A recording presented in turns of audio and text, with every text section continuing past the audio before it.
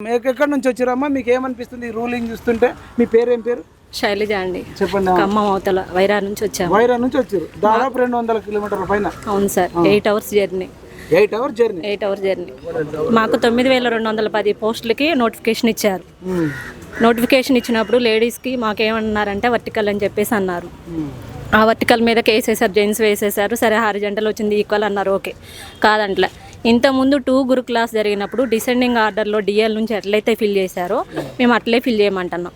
మా పట్టలు కొట్టడమే కదా. మేము అనేది ఏంటంటే ఉన్నటువంటి పోస్టులు ఒక్కడు కూడా బ్యాక్లాగ్ లేకుండా మాకు ఫిల్ చేయమని చెప్పేసి అంటున్నాం.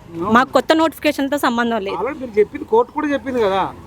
మేము ఇప్పుడు దాదాపు ఒక 4 months నుంచి, అంతకుముందు నోటిఫికేషన్ కేసీఆర్ గవర్నమెంట్ ఉన్నప్పుడు నోటిఫికేషన్ కోసం ఎదురు చూసాం.